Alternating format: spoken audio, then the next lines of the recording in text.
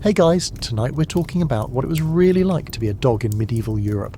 The muck-soaked paws, the flea-infested fur, the questionable table scraps that might be a reward one day, and a death sentence the next. You're about to see history through a new lens. If you're enjoying our sleepy history journeys, I'd really appreciate a quick like or a subscribe. And hey, drop your city and the time you're watching in the comments. I love seeing our sleepy community grow across the world. Now close your eyes and get cozy. Being a dog in medieval Europe was not a simple life of wagging tails and belly rubs. It was a job, a symbol, and occasionally a four-legged legal defendant. Dogs came in every shape, size, and level of usefulness imaginable. Some were sleek greyhounds racing alongside nobles during hunts, wearing gilded collars worth more than a peasant's entire yearly wage.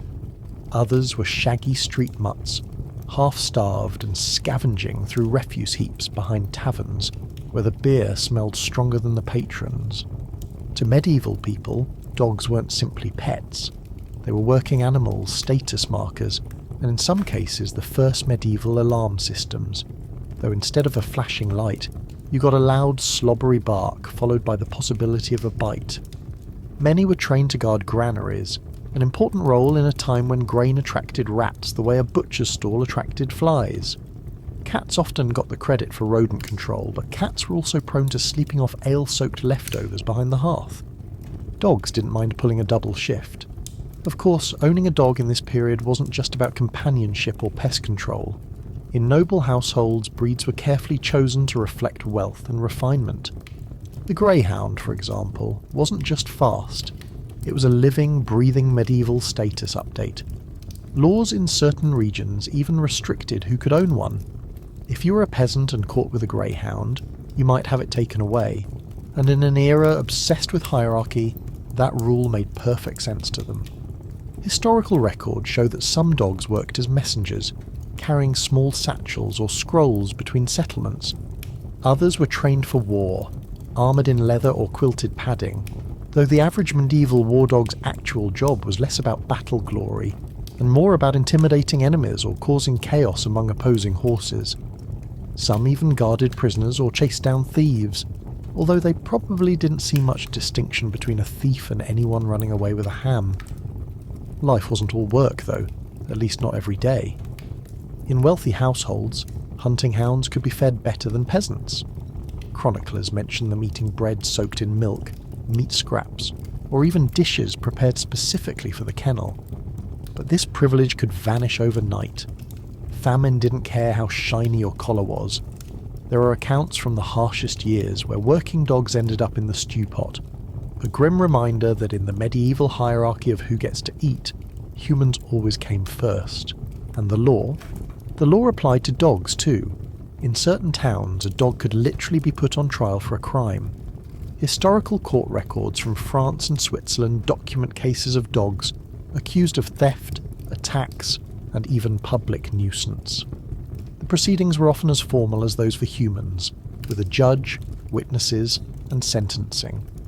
Some were banished from the town, others were not so lucky. The medieval sense of justice didn't exactly leave much room for good boy defences. Superstition wove through this relationship as well. Dogs were sometimes thought to sense spirits or predict death, a belief that could be both a blessing and a curse for the animal. A dog howling outside a sick person's home might be praised as a supernatural warning, or driven away for attracting bad luck. Their ability to track scents also made them valuable in witch trials, where they might be used to hunt supposed sorcerers or find cursed objects. Whether the dog had any idea what was going on is doubtful, but they were still dragged into the pageantry of medieval fear.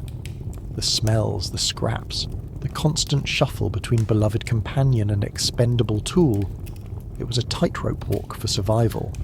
You'd have to navigate the shifting human moods, the threat of disease, and the fact that your worth could change faster than the weather. In a single day, you might be guarding a feast, running errands for a knight, dodging blows in a market brawl, and curling up in a barn to sleep beside livestock. That's just a small part of the reality of being a medieval dog.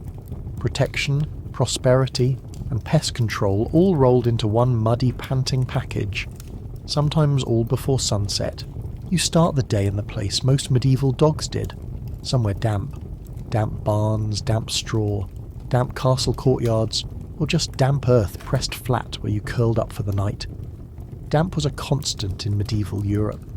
The climate of the Middle Ages had its own quirks, with the so-called medieval warm period giving milder winters in some regions, yet still producing plenty of chill mornings where your fur stuck to your skin.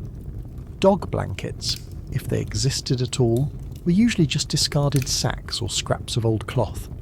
For a working dog, comfort was an afterthought. As soon as you stir, your nose is assaulted with a blend of smells that only a medieval street could produce.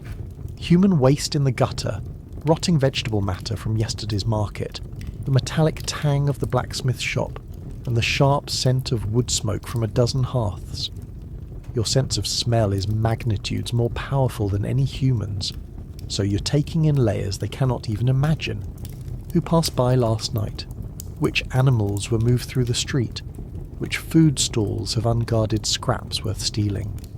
This was your medieval newsfeed, and unlike the printed pamphlets of the literate elite, every dog could read it. Hunger is your first motivation. Even pampered hunting hounds in noble houses did not get 3 reliable meals a day.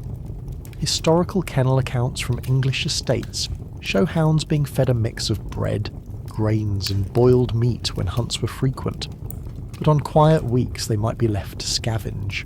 Street dogs and farm dogs relied heavily on refuse heaps and whatever they could beg from sympathetic hands. In towns, the tanner's workshop might throw you hide trimmings. The butcher's boy might toss a scrap if he was feeling generous, though more often he would chase you off with a stick. Your teeth, by modern standards, would be a dentist's nightmare.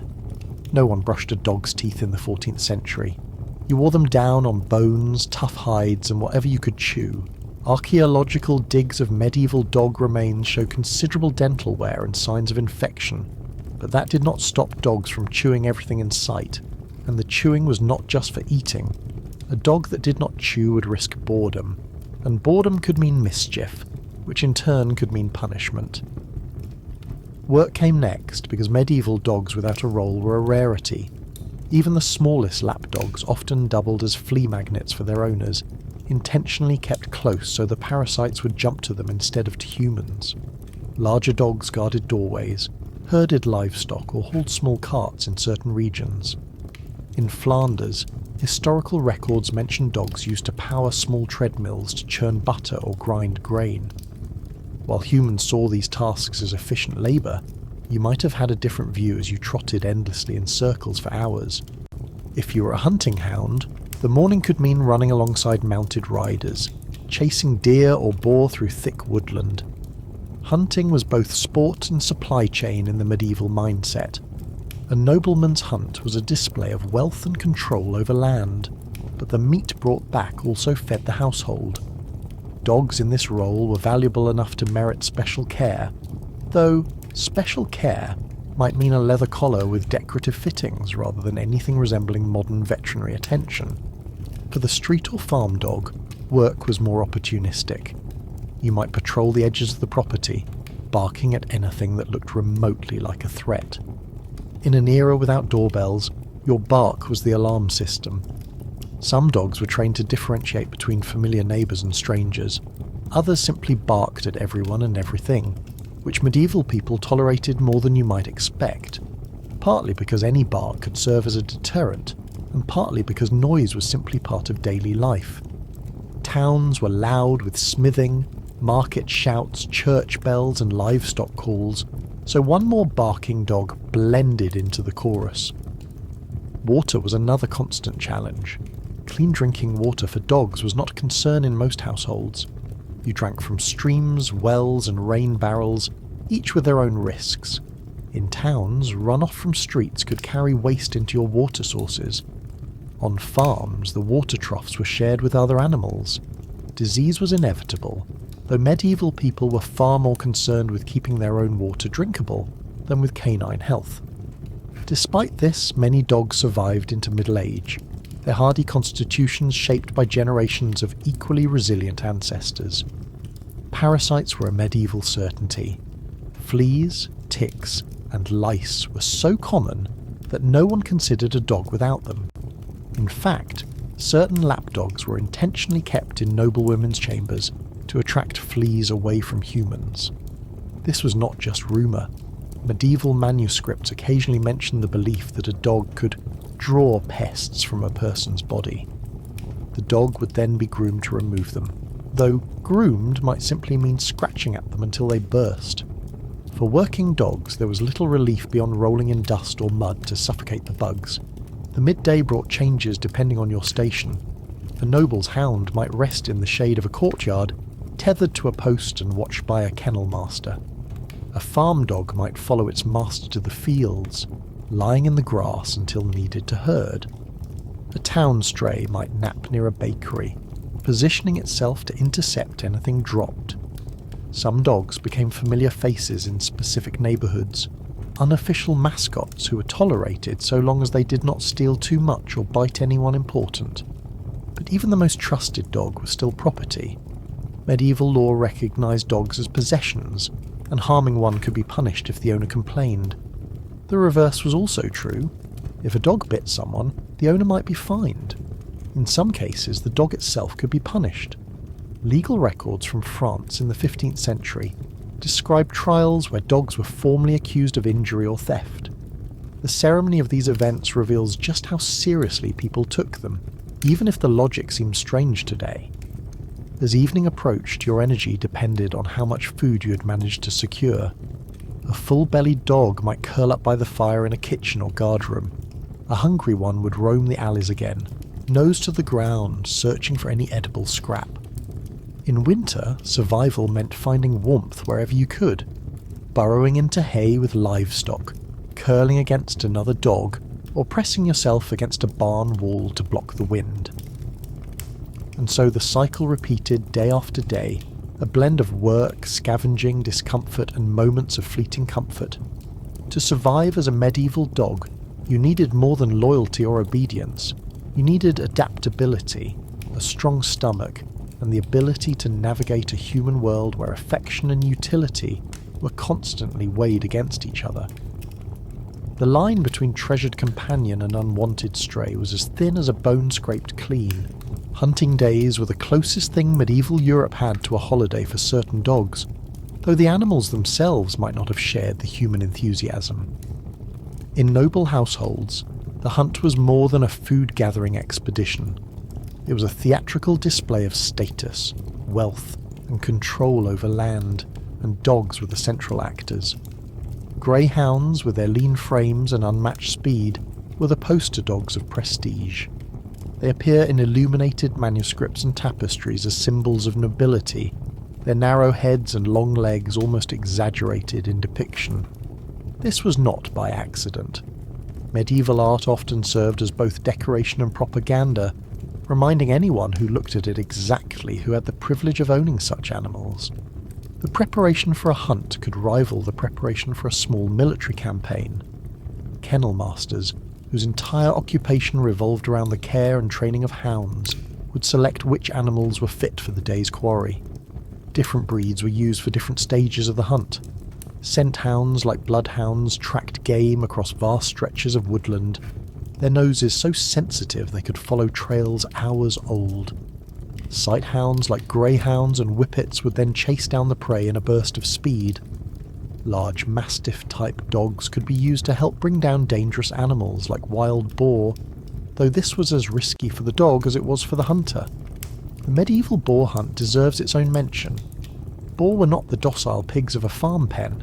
They were fast, heavily muscled, and armed with tusks capable of goring a horse.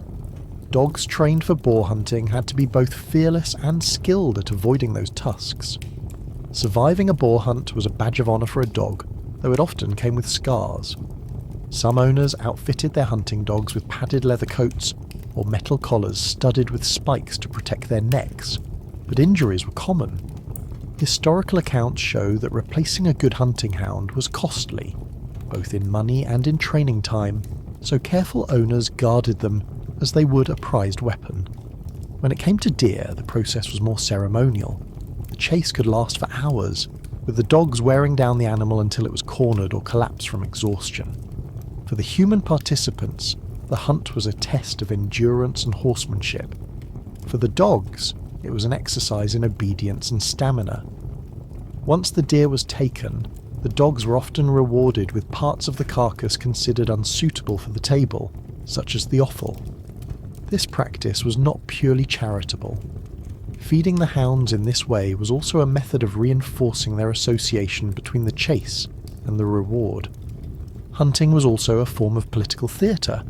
Hosting a hunt allowed nobles to demonstrate their resources, their hospitality, and their control over large tracts of land. Inviting guests to join a hunt was a way of cementing alliances or impressing potential rivals. In this sense, the dogs were as much a part of the performance as the riders, their speed and discipline reflecting directly on the reputation of the host. A disorderly pack could be a subtle embarrassment, though medieval nobles were skilled at turning even a chaotic chase into a story of thrilling unpredictability over the evening's meal. Not all hunting dogs lived in luxury. While noble kennels might have well-constructed buildings for their hounds, complete with bedding and regular feeding schedules, dogs in less wealthy households or in rural communities had to make do with far less. Farmers who hunted for subsistence often kept a single multi-purpose dog that could flush out rabbits, guard the homestead, and perhaps pull a small cart when needed. Such dogs were rarely purebred by modern standards. They were shaped more by utility than by appearance, often resembling a blend of several working types. Hunting also influenced the legal and social framework of medieval life. In many parts of Europe, the right to hunt certain animals was restricted to the nobility or to those granted special permission. These laws extended to the ownership of specific breeds. A peasant caught with a greyhound could face fines or confiscation of the dog. This was not just about protecting game stocks. It was about reinforcing the social order. Dogs were, in a way, living symbols of who you were allowed to be. Training for hunting began early. Puppies destined for the chase were exposed to the scents and sights of game animals as soon as they were weaned. They were gradually introduced to the sounds of horns, the presence of horses, and the chaos of the hunt. Obedience was drilled into them, often through repetition and reward, though the methods were not always gentle by modern standards. A dog that ignored commands or broke from the pack risked more than disapproval. In the most disciplined kennels, such behaviour could mean removal from the hunting roster, which for a working dog could eventually lead to being discarded entirely. For all its formality, the medieval hunt still had moments of sheer unpredictability. Weather could ruin a day's plans, game could evade the pack for hours, and the dogs themselves could be distracted by unrelated scents. A scent hound might veer off after a fox instead of the intended stag, forcing riders to scatter in confusion. While these mishaps might frustrate the humans, they were part of the natural instincts that made dogs so effective in the first place. Medieval records suggest that even the most seasoned hounds could have off days, and their handlers often needed as much patience as skill. By evening, the hunt ended with the tallying of the day's take. The dogs were fed, watered, and in some cases treated for injuries. Kennel masters kept careful track of their condition, since a good hound was an investment worth protecting. And then the cycle began again, the animals resting for the next outing, their muscles sore but ready to repeat the performance at their master's command. Hunting dogs were the elite athletes of the medieval canine world, celebrated in art and poetry, protected by law, and valued for skills honed over generations. Yet their lives were still bound by the expectations and needs of the humans they served. Whether in the forests of France, the hills of England, or the plains of Eastern Europe, a hunting dog's worth was measured in its ability to perform, and performance was never optional. Street and farm dogs lived in a world that could not have been further removed from the polished kennels of nobility. Their days were shaped by necessity rather than ceremony, and survival was their primary occupation. These dogs were the unacknowledged backbone of rural and urban communities, performing essential tasks without the fanfare of hunting horns or embroidered collars. They were the scavengers, guards, and general-purpose labourers of the medieval world, expected to be as self-sufficient as they were loyal. In rural villages, a A farm dog's duties began before sunrise. Many were tasked with herding sheep, goats, or cattle, guiding them between grazing fields and protecting them from predators. The medieval countryside was not free of danger. Wolves roamed large parts of Europe, and their presence in the historical record is well documented through everything from tax rolls noting payments for wolf hunting to church records of livestock losses. Dogs were the first line of defence, their barking often the only thing standing between a flock and disaster. Breeds suited to this work were sturdy and weather-resistant, capable of long days outdoors in both heat and cold. Herding was not the only skill required. Farm dogs also served as sentinels, alerting their human owners to strangers approaching the property. This role was crucial in an age when theft of tools, animals or grain could mean the difference between a family's survival and ruin. Their effectiveness as guards depended on their ability to recognise familiar faces and respond appropriately to threats, a skill refined through daily exposure to the same neighbours and animals. Water dogs and cart dogs formed a separate working class in some regions. In parts of Flanders and the Low Countries, dogs were harnessed to small carts to pull goods, milk, or firewood. They were chosen for their endurance and cooperative temperament, and historical accounts describe them as surprisingly strong for their size. While these tasks provided them with a purpose, they were physically demanding. Cart dogs often worked long hours, and the roads they travelled were uneven, muddy, or slick with ice in winter. In urban areas, the street dog was both ubiquitous and invisible to most medieval chroniclers. They appear in the margins of manuscripts and in the background of paintings, often depicted in scenes of markets or feasts, lingering at the edges in search of scraps. These dogs survived on a diet that would horrify modern pet owners: rotting meat, discarded bones, spoiled bread, and whatever could be stolen from unattended baskets. Food was not guaranteed, and competition with other dogs, rats, and even pigs was fierce. Pigs, which roamed freely in many medieval towns, were notoriously aggressive about defending their food sources, making a scrawny dog's foraging work even riskier. Street dogs performed an important, if unofficial, public service by cleaning up organic waste. This included animal offal from butchers, fish guts from markets, and kitchen refuse dumped into the streets. In a time before organised sanitation, such scavenging slowed the build-up of rotting waste and the smells that came with it. The irony, of course, was that while these dogs were helping manage filth, they were also seen as part of the problem. They carried fleas, ticks, and in some cases diseases like rabies, which could cause fear and hostility toward them.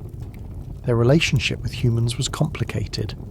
Some were tolerated, even fed occasionally, by residents who appreciated their usefulness in keeping vermin at bay. Others were chased off or attacked to prevent them from becoming too bold. The medieval legal system occasionally stepped in to regulate stray populations, though these measures varied widely by region. In some places, mass culling of street dogs was ordered during outbreaks of disease. In others, specific ordinances restricted their access to certain public areas, with fines for owners who allowed their dogs to roam freely. The dangers faced by both street and farm dogs extended beyond hunger and disease. Accidents were common. Carts and wagons shared the same narrow streets that people and animals walked, and a dog in the wrong place could easily be run over. Farm dogs risked injury from the livestock they guarded, particularly large animals like bulls or defensive rams. Even a loyal guard dog could be hurt if it misjudged a threat. Veterinary care in the modern sense did not exist, so a broken limb or deep wound often meant a slow decline. Despite these hardships, the resilience of working and stray dogs was remarkable. Archaeological evidence from medieval settlements has uncovered the remains of dogs that lived well into adulthood, even with visible signs of healed injuries. This suggests that many were cared for to some degree, whether by owners, neighbours, or through their own resourcefulness. The medieval human-animal relationship was built less on sentimentality and more on mutual benefit, but there was still space for individual bonds. A dog that proved itself useful could earn a place of relative safety, even in the most precarious environments. For farm dogs, the end of the day might mean curling up in a barn alongside the animals they guarded, using the combined body heat for warmth. For street dogs, it meant finding a dry place to sleep, often under market stalls, in abandoned buildings, or simply in doorways. Winter nights could be especially dangerous, and the mortality rate for puppies born during the colder months was high. In both country and city, the life of a non-noble dog was a cycle of work, scavenging, and constant vigilance. There was little room for idleness. Every sound had to be evaluated, every scent followed or ignored depending on experience. The same keen senses that made dogs valuable also made their lives a constant sensory assault. And through it all, the expectation remained that they would serve, whether as guardians of property, movers of goods, or unintentional street cleaners. What united the noble hound, the farm guard, and the street scavenger was their dependency on the human world and its unpredictable nature. A single bad harvest could turn a well-fed farm dog into a scavenger. A street dog that proved its worth might find itself with a permanent home. Survival depended not just on strength or skill, but on navigating the shifting tides of human need, tolerance, and superstition. The medieval mind was a breeding ground for superstition, and dogs were tangled in it just as tightly as humans were. You were not merely an animal in this world. You were a potential omen, a spirit guide, a witch's accomplice, or a saintly protector depending on who was looking at you, and under what moon phase they happened to notice your behaviour. The same bark that earned you praise one morning might get you driven off with stones the next, if someone decided it meant the wrong thing. Across much of Europe, people believed that dogs could sense spirits or predict death. A dog howling outside a sick person's home was enough to make entire families panic. Chroniclers mention cases where the presence of a dog was taken as a sign that the soul of the dying was about to depart, the animal acting as a kind of supernatural escort. In rural villages, some believed you could stop a death by driving the dog away before it crossed the threshold. In other cases, its arrival was welcomed as a natural part of the passing, a creature attuned to realms beyond human sight. Black dogs carried a special weight in superstition. In English folklore, sightings of large, dark-coated dogs were often linked to bad luck, storms, or death. Tales of spectral hounds like the Barghest and Black Shuck blurred the line between living animals and ghostly apparitions. These legends persisted for centuries, influencing how real black dogs were perceived. A farmer might trust a brown or white guard dog with his sheep, yet keep a wary eye on a black one at night, fearing it might vanish into mist or bring trouble. Not all superstitions were ominous. Some cultures considered dogs to be guardians against evil. In parts of Central and Eastern Europe, they were thought to ward off malicious spirits if kept at the entrance to a home or tied near a barn. Their keen senses were taken as proof they could detect forces humans could not. The church sometimes leaned on these beliefs, blending them with religious symbolism. Stories of saints accompanied by loyal dogs appear in medieval manuscripts, reinforcing the idea that the animal could be a divine companion as well as a worldly servant. Dogs also appeared in magical practices, though not always to their benefit. In certain forms of medieval folk medicine, parts of a dog, fur, teeth, or bones, were believed to hold curative powers. A tooth from a black dog, for example, might be worn as an amulet against illness or misfortune. These practices were recorded in various herbals and remedy collections, alongside recipes involving plants and minerals, showing just how interchangeable the natural world was in the medieval imagination. You were not just a living creature, but a potential source of protection, luck, or healing. Superstition could also drag you into legal trouble. During witch trials, dogs were sometimes accused of being familiars, supernatural helpers that served the accused. In such cases, your fate was tied to the human you were linked with. Even without a trial, suspicion alone could lead to danger. A dog that behaved strangely around an unpopular villager might inadvertently add weight to accusations of sorcery. Historical records from parts of France and Germany show dogs being included in lists of confiscated witches' goods. a grim reminder that your life could be ended simply because someone decided your loyalty was unnatural. The symbolism of dogs extended to burial practices as well. Archaeological digs have uncovered dog skeletons buried at the thresholds of medieval buildings, particularly in Scandinavia and parts of Eastern Europe. Scholars debate whether these were sacrificial offerings meant to protect the home or simple burials of beloved animals. Either way, the placement suggests a belief in the dog as a guardian even after death. The idea of a dog spirit defending a place was powerful enough to survive long after the animal itself was gone. In more everyday superstition, the way you behaved could predict the weather. Some believed that a dog lying with its back to the fire meant a storm was coming, while excessive digging in the ground was taken as a sign of changing seasons. These observations were not entirely without merit. Dogs are sensitive to shifts in air pressure and temperature, but in the medieval mindset, they were woven into a tapestry of signs and portents. People saw patterns everywhere, and you were often a moving part of those patterns. Even the sound of your bark could be interpreted. A sharp, repeated bark at night might be taken as a warning of thieves, but the same sound during certain holy days could be read as a bad omen. In some regions, if a dog barked during a church service, it was believed that the devil was nearby. These interpretations varied wildly, which made your position as a dog even more precarious. You could not control who heard you, and you could not predict which version of the superstition they would believe. Living under this weight of symbolism meant that your fate was never entirely in your paws. You could be a cherished guardian one week, and a suspected fiend the next, all because of a howl, a colour of fur, or an ill-timed appearance on a foggy road. In a society where belief in the unseen shaped daily decisions, you were as much a participant in the invisible dramas of medieval life as you were in its visible labours.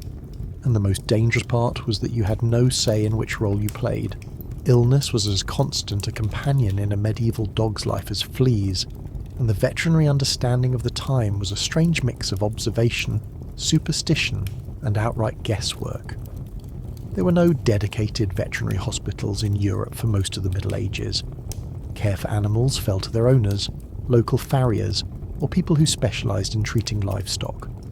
Dogs were generally treated with the same methods used for horses, cows, or sheep, which meant that if you were sick, you might be given a remedy designed for a goat.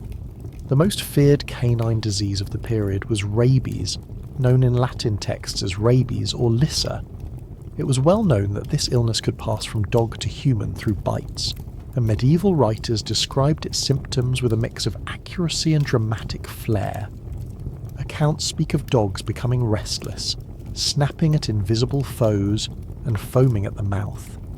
Remedies in medieval manuals varied from the plausible, cauterizing a wound after a bite, to the absurd, such as feeding the dog bread soaked in its own urine. Once symptoms appeared, survival was virtually non-existent for either the animal or the person bitten. Rabies was so feared that laws in some cities required the killing of any dog suspected of carrying it, regardless of its previous service or status.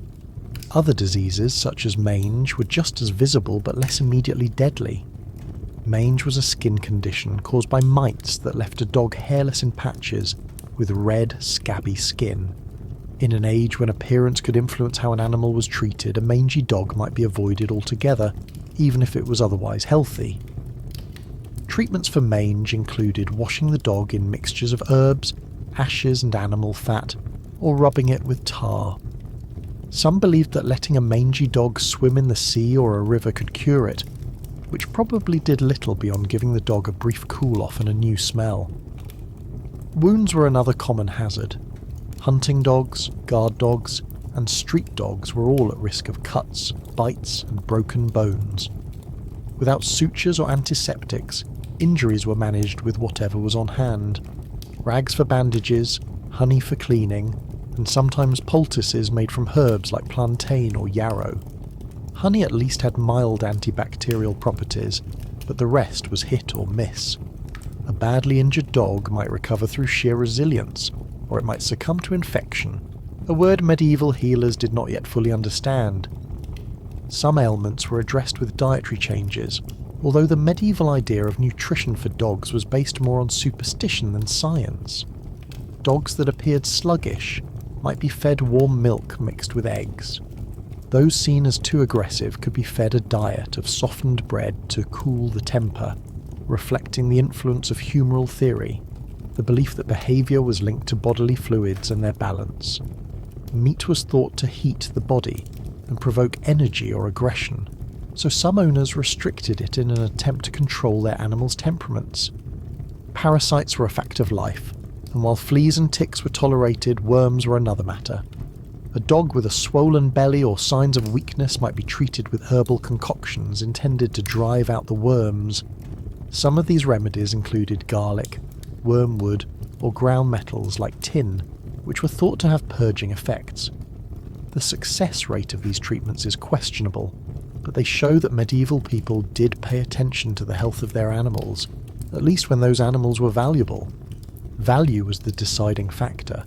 A prized hunting hound or guard dog might receive the best care available, while a street dog with the same illness would be left to fend for itself. This was not cruelty by medieval standards. It was simply practicality in a world where resources were limited, and animals were seen through the lens of their usefulness. A working dog could be considered worth saving because it had an economic function. A stray had none, unless it performed an informal service like keeping an area free of scraps or vermin. The written record of medieval veterinary knowledge reveals a fascinating overlap between folk wisdom and emerging empirical observation. Manuals like the Livre de Chasse by Gaston Phoebus in the late 14th century contain detailed advice on caring for hunting dogs, including washing their ears to prevent infections and keeping them in clean kennels. While the understanding of disease was primitive, some of the recommendations, such as regular grooming and controlled feeding, would not be out of place today. Of course, these suggestions were aimed at the elite, and only a fraction of Europe's dogs lived under such attentive care. For the majority, medical treatment was whatever could be improvised in the moment. A farmer might tie a rag soaked in vinegar around a wound, believing it would draw out bad humours. A townsperson might rub an ailing dog with ashes from the hearth, thinking it would cleanse the skin. The line between remedy and ritual was thin, and success was often attributed to divine intervention as much as to the treatment itself. Illness and injury did not just threaten the dog's health, they threatened its place in human society. A sick dog that could not work might be abandoned or culled, while a healthy one could continue to provide labour or companionship. In the medieval calculus of survival, health was inseparable from usefulness. To keep your place in the human world, you had to stay on your feet, no matter how rudimentary the care you received.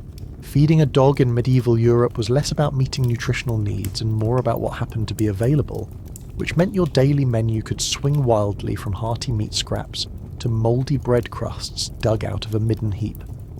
The idea of a balanced diet for animals simply did not exist. Food for dogs was a byproduct of human eating habits, and since human diets themselves varied enormously by class and season, your meals as a medieval dog were entirely dependent on who you served and what kind of year it was. In noble households, hunting hounds could expect the best feeding by medieval standards. Accounts from royal kennels in England and France mention bread soaked in milk, meat boiled with grains, and broth from game animals. This was not purely generosity. Well-fed hounds performed better in the hunt, had more stamina and recovered faster. Some kennels even had specific staff whose job it was to prepare the hound's food. Bread was a staple for these dogs, but it was often made from finer flour than the coarse, gritty loaves peasants ate. A noble hound might get venison scraps or boiled poultry, while its owner's poorest tenants might be living on pottage and stale rye bread. Feeding times in these kennels could be elaborate. The Livre de Chasse, one of the most famous medieval hunting manuals, describes how dogs should be fed after a hunt. First watered, then given bread and meat, with care taken to ensure they did not fight over the food.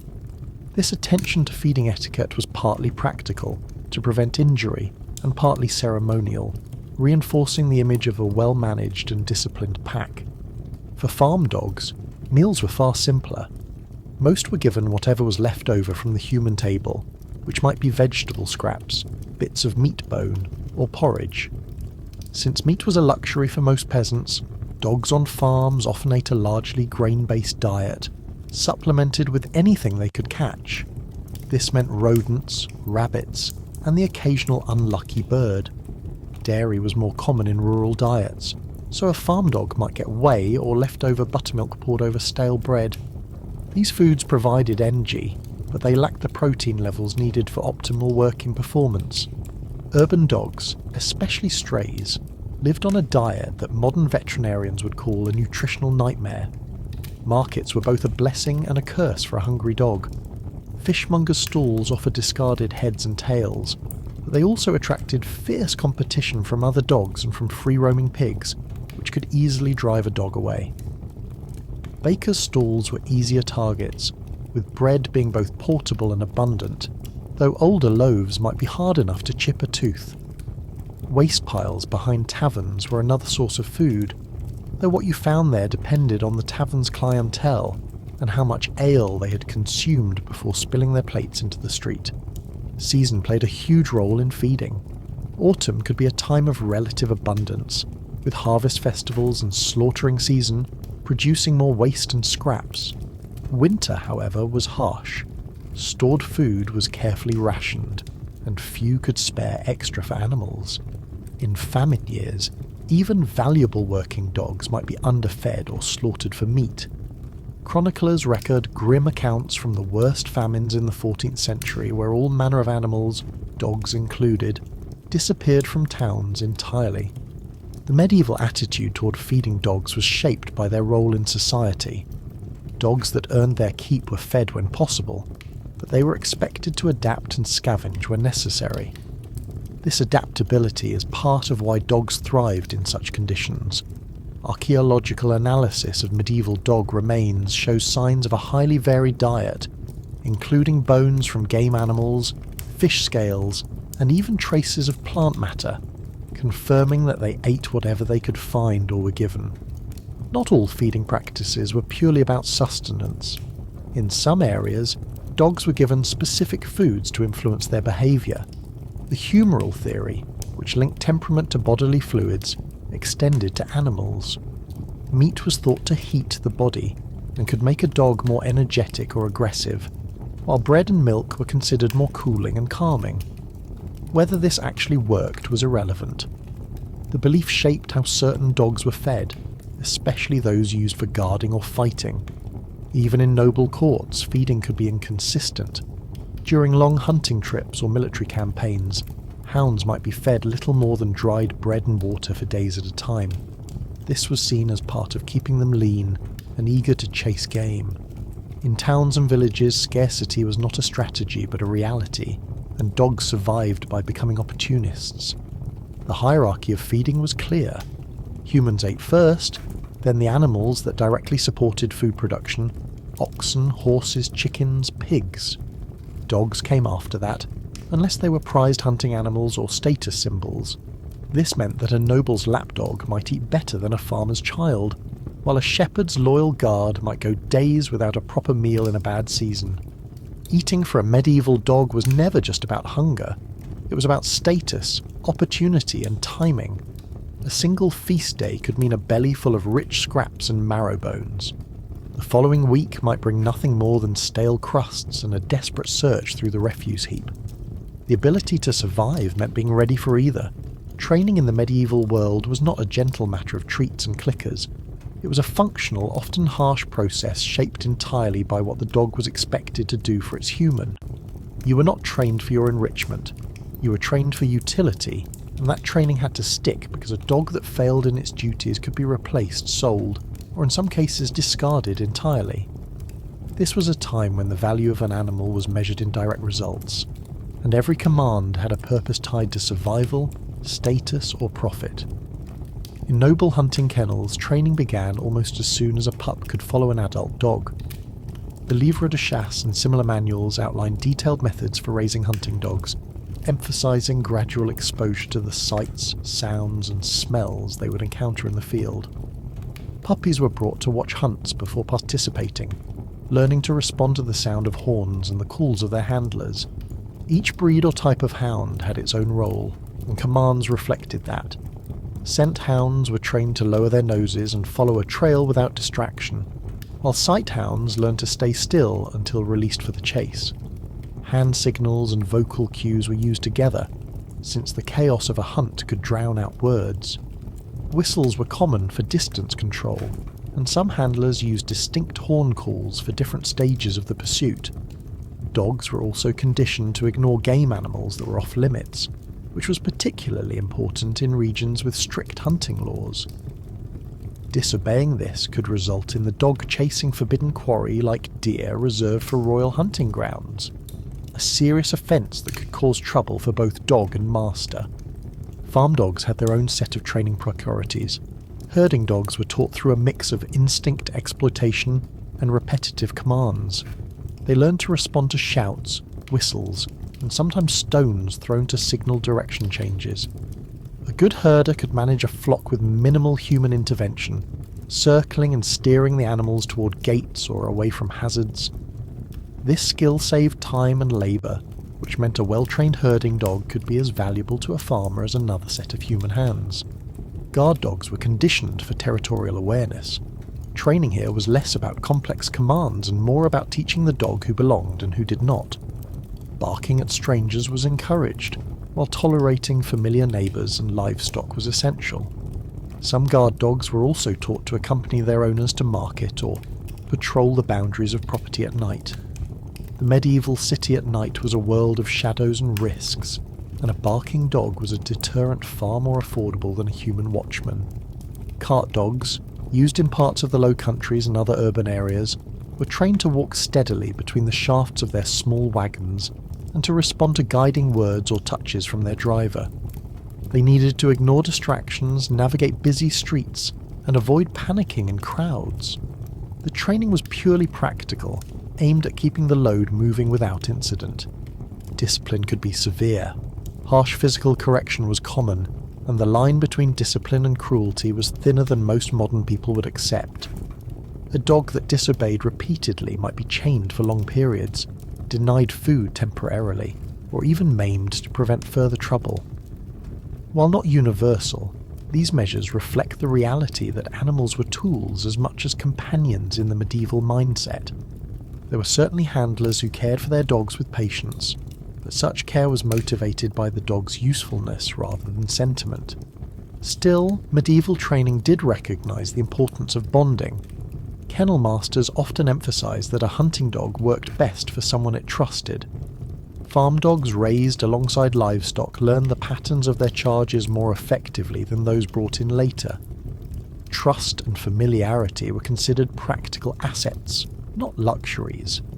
A dog that worked willingly was more reliable than one that worked out of fear alone, especially in high-pressure situations like a boar hunt or a sudden wolf attack on a flock.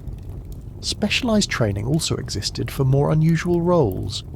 Messenger dogs, for example, were trained to carry pouches or small scrolls between locations, using scent and familiarity to navigate. In war, some dogs were conditioned to charge enemy lines or disrupt cavalry by going for the horses. The success of such roles depended entirely on obedience under stress, a trait honed through repeated exposure to loud noises, strange smells, and chaotic movement. The medieval approach to training was entirely outcome-focused. Commands were kept simple, consistent, and closely tied to the dog's function. A hound was not expected to learn tricks for entertainment. Its skill was measured by its performance in the field, the yard, or the street. This clarity of purpose made for highly efficient working animals, but it also left little room for error. In the end, training was a process of shaping instinct into predictable behaviour.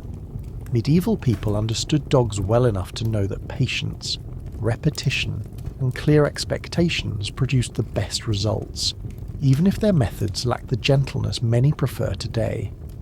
A well-trained dog could mean the difference between a successful hunt and an empty table, a safe flock and a wolf's feast, or a guarded home and a nighttime robbery. And in a world where survival often balanced on such thin lines, there was no such thing as an untrained dog worth keeping. Medieval law had an unexpectedly complicated relationship with dogs. You were not a citizen, but you were more than a wild animal in the eyes of the court. You were property with legal consequences attached, and in certain cases you could be treated almost like a person on trial. This made life unpredictable because a single bite, stolen loaf, or ill-timed appearance could draw you into the machinery of justice. The most basic legal principle was ownership. Dogs were considered chattels, meaning movable property, and any harm done to one could be grounds for compensation, if the owner could prove the dog's value. A prized hunting hound might be worth a hefty sum, and could trigger a dispute in a noble court if injured or stolen. A street dog, however, was rarely worth the ink needed to write a complaint. This legal disparity reinforced the social divisions already present in medieval life. Wealthy owners had the means to defend their dogs, while the poor did not. Some regions implemented detailed laws about dog ownership. In England, under the forest laws, certain breeds such as greyhounds were restricted to the nobility. These regulations were not about protecting the animals, but about controlling access to hunting rights. If a peasant was found with a greyhound, it could be confiscated, and in some cases the dog's toes were mutilated to prevent it from chasing game. Records show this practice, called lawing or expediting, being carried out in royal forests to enforce class boundaries through the bodies of the dogs themselves. In urban areas, ordinances sometimes address stray dogs and nuisance barking. A city council might fine an owner whose dog damaged goods in the market or attacked livestock. In times of disease outbreaks, particularly rabies, laws could call for the destruction of all unrestrained dogs within the town walls. These measures were as much about controlling fear as controlling the actual spread of illness. The idea of quarantining animals existed in a primitive form, though it was enforced with blunt and often brutal efficiency. Then there were the trials. While not common everywhere, documented cases from parts of France, Switzerland and Italy show that dogs could be formally accused of crimes. These proceedings followed the same ritual as human trials, complete with judges, witnesses and recorded verdicts. Charges range from attacking people to stealing food. Sentences could include banishment, public execution, or, in rare cases, being handed over to a monastery as a form of exile. Historians debate whether these trials reflected genuine belief in animal culpability or were symbolic acts meant to display the power of the law, but for the dogs involved the distinction was meaningless. Compensation laws sometimes worked in your favour if you were injured by another animal. If a neighbour's dog attacked you without cause, your owner could claim damages, especially if you were a working animal. Hunting hounds, sheepdogs and guard dogs had measurable economic value, which made them more likely to be protected under such rules. That protection, however, was conditional on your continued usefulness. Theft of dogs was also a recognised offence. Valuable dogs were sometimes stolen and sold across borders, leading to disputes between nobles and even diplomatic exchanges to demand their return. Kennel masters were expected to keep close watch over their charges, especially during hunts or when travelling between estates. Losing a valuable hound was not just an inconvenience. It could be a political embarrassment. Legal responsibility extended to injuries caused by dogs as well. If you bit someone, your owner might owe compensation to the injured party. The law generally assumed the dog acted on its own instincts, but repeated incidents could be seen as evidence of poor control. This could result in fines, confiscation, or destruction of the animal. In some towns, a biting dog might be paraded through the streets before punishment, a public display meant to warn others. These laws reveal that medieval society saw dogs as integral to daily life, but also as potential threats that needed to be managed. They were tools, companions, symbols, and hazards all at once. The legal system reflected this complexity, weaving them into property law, criminal codes, and hunting regulations. Navigating this legal landscape as a medieval dog meant more than obedience to commands. It meant existing in a world where your body could be a status symbol, your actions could trigger a trial, and your very breed could determine whether you were free to run or hobbled by law. And because the law was enforced unevenly, your fate might depend less on what you did and more on who claimed you and what their standing was.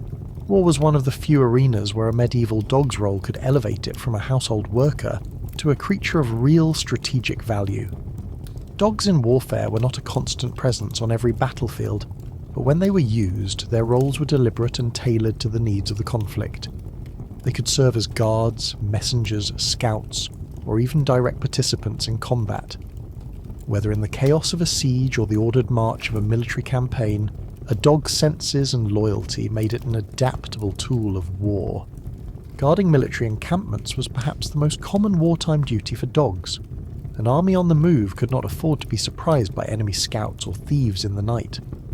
Dogs with sharp hearing and a readiness to bark at strangers were invaluable in this setting. Chronicles from campaigns in both Western Europe and the Crusades mention dogs tied near perimeter lines, reacting to any movement in the dark.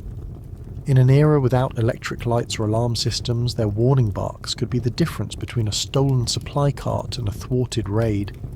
Some dogs were trained as messengers, carrying notes or verbal commands between units. This was a role particularly suited to animals familiar with their handlers and routes. A dog could slip through terrain that might be too dangerous or slow for a human runner.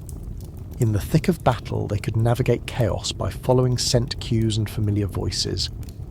While these messenger roles were not as widely recorded as those of hunting or guarding, enough references appear in medieval sources to confirm their existence, particularly in siege scenarios where direct human movement was risky.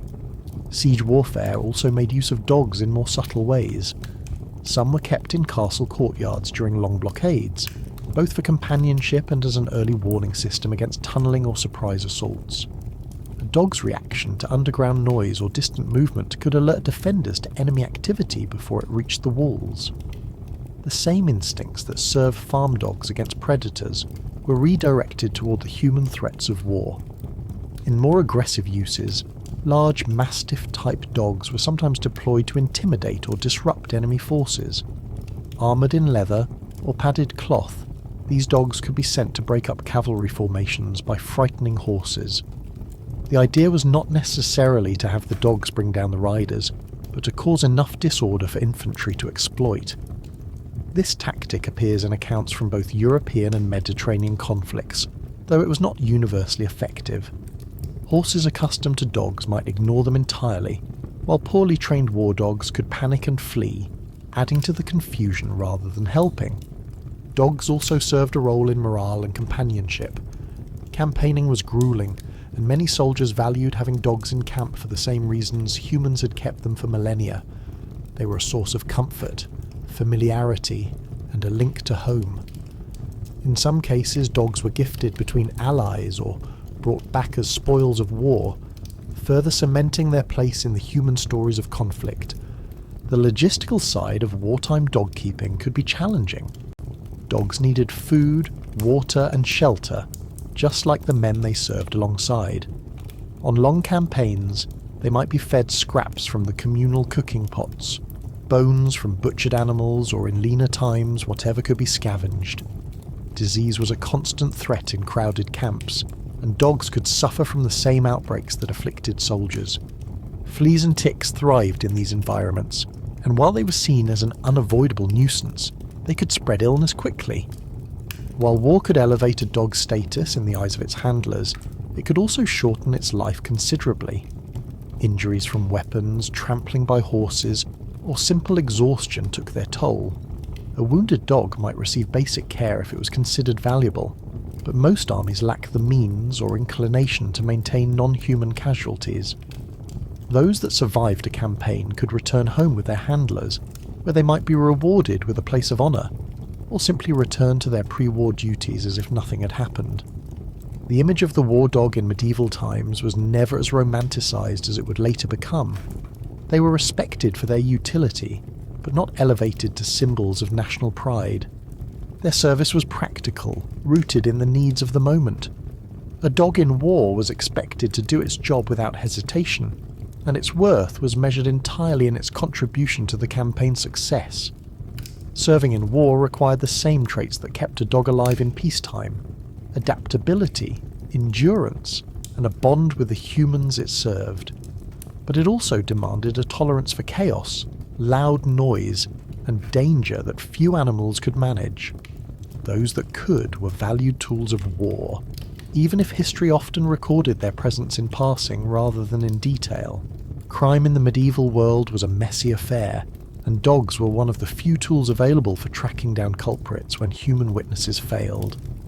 The same scenting abilities that made them excellent hunters were easily repurposed for manhunting, whether the quarry was a fugitive, a thief, or an enemy soldier slipping through the countryside. In a world without organised police forces, a trained dog could be the most reliable investigator a town or manor had. Scent hounds like bloodhounds were especially prized for this work. Their noses were so sensitive that they could follow a trail hours or even days old. Historical records from England in the 12th century describe the use of bloodhounds to pursue outlaws, a task taken seriously enough that some towns maintained dogs specifically for this purpose. A stolen horse or a murdered traveller might set the hounds in motion, their handlers leading them through fields, woods and market alleys in search of the suspect's trail. The process of manhunting with dogs often relied on scent articles, items touched or worn by the person being pursued. A dropped cloak, a shoe, or even disturbed earth could serve as the starting point. Handlers knew to keep the dogs focused, since the medieval landscape was full of competing scents from livestock, other people, and food. The success of such hunts depended on both the dog's training and the handler's experience in reading the animal's signals. A pause, a turn of the head, or a sudden pull on the leash could mean the difference between catching a scent and losing it entirely. Dogs were also used to guard captured criminals. In temporary holding areas or makeshift prisons, a large, intimidating dog tied near the entrance could discourage escape attempts. Their presence was not symbolic. In some accounts, prisoners who tried to flee were chased down and brought to the ground by these animals. The dog's ability to track meant that even if a fugitive got past the first barrier, the pursuit was far from over. Some manhunts extended across borders, and dogs played a role in these as well. Noble houses might lend trained hounds to allies, or neighbouring lords in exchange for future favours. A good scent hound was a valuable political tool, its service reinforcing alliances and obligations. Losing such a dog was considered a serious setback, not just because of its skills, but because of the trust built between handler and animal over years of training. In urban settings, dogs could help in more localised crime control. Market inspectors or guards might use them to patrol for thieves during busy fairs, where pickpockets and food snatchers blended into the crowd.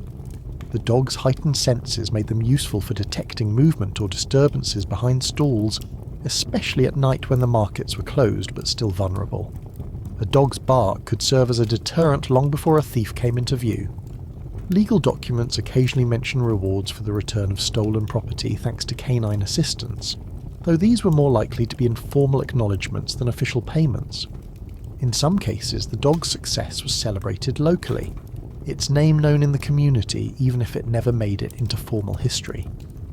These working animals were both practical law enforcement tools and quiet symbols of security in a time when order was fragile. The dark side of this work was the danger involved. Tracking an armed criminal through rough terrain was as risky for a dog as for its human handler. Injuries from weapons, traps, or sheer exhaustion were common. There was no specialised care waiting if a dog was hurt on the job. A valuable hound might be tended to with whatever remedies were at hand, but a lesser animal could be abandoned if it could no longer work. Even with these risks, dogs in crime detection filled a role that no human could match. Their skills were recognised enough that some towns built them into their security plans, assigning specific handlers whose job it was to maintain the animals and keep them ready for emergencies. The relationship between these handlers and their dogs was often closer than that between a farmer and his work animals, forged in the shared effort of dangerous pursuits. In a medieval society where justice could be inconsistent and enforcement patchy, a dog's nose was one of the few reliable investigative tools available. Whether chasing a thief across muddy fields, keeping watch over a jail, or guarding the edge of a bustling market, These animals brought a measure of accountability to a world that often lacked it, and while their contributions rarely earned them a place in the grand chronicles of kings and battles, in the smaller histories of towns and villages, they were indispensable keepers of the peace. Religion touched nearly every part of medieval life, and dogs were no exception. They were not central figures in theology, but their presence in and around churches, monasteries, and religious imagery reveals how deeply woven they were into the spiritual and symbolic fabric of the time. To live as a dog in medieval Europe meant navigating not only the physical world of markets and fields, but also the highly charged spiritual world of bells, processions, relics, and ritual. In physical terms, dogs were a common sight on church grounds. Monasteries often kept them as guards, stationed at gates or walking the perimeter at night. A barking dog was a simple and effective alarm against thieves, vandals, or the occasional drunkard wandering too close to sacred property. In rural parishes, dogs guarded grain stores and livestock owned by the church, just as they would on a farm. In some towns, they patrolled churchyards, which often doubled as communal gathering spaces and sometimes as burial grounds. The symbolic role of dogs in Christian imagery was more complex. They frequently appeared in manuscripts and church art as emblems of loyalty, vigilance, and faithfulness. These qualities made them fitting metaphors for the ideal Christian soul, ever watchful, obedient to the master's voice, and protective of the flock. The Latin word for dog, canis, was sometimes linked to the phrase canes domini, meaning dogs of the Lord, a nickname used for certain monastic orders like the Dominicans, who were portrayed as faithful watchdogs guarding the church against heresy. In stained glass and manuscript illuminations, dogs often accompany saints, particularly those associated with hunting or pastoral care. Saint Roch, a popular figure in medieval devotion, was nearly always shown with a dog at his side, said to have brought him bread while he suffered from plague. While the historical truth of the story is uncertain, the image of the loyal dog bringing sustenance to a holy man resonated deeply with medieval audiences. It reinforced the idea that animals could be instruments of divine mercy. Dogs also played an indirect role in religious festivals and processions. Markets and fairs tied to feast days often spilled into churchyards, and the smells of food stalls and livestock drew in both owned and stray dogs. Some processions included hounds as part of the spectacle, particularly in hunting-themed celebrations hosted by noble patrons. The line between sacred and secular was often blurred in such events, and dogs, with their mix of practical use and symbolic meaning, fit easily into the setting. Not all religious attitudes toward dogs were positive. Certain theologians and preachers used dogs as symbols of sin or moral weakness. They could represent greed, as in the image of a dog guarding a bone it could not eat, or gluttony, in depictions of dogs fighting over scraps. In sermons, the phrase returning to his vomit, drawn from biblical proverbs, was a vivid way to condemn those who returned to sinful habits.